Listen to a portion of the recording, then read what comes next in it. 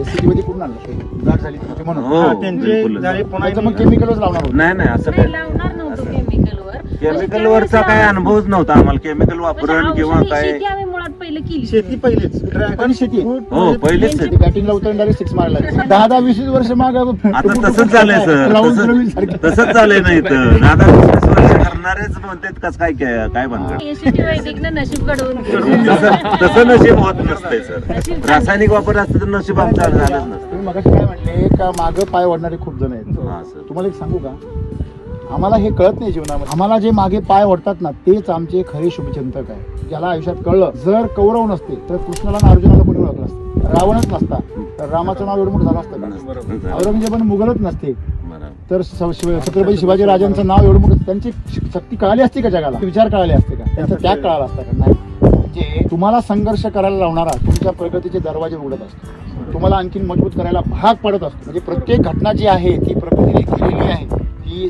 चांगलीच असते, ते आपल्याला अक्कल नसते, आपल्याला कधी कधी कळत त्यातलं, बरोबर आहे की नाही.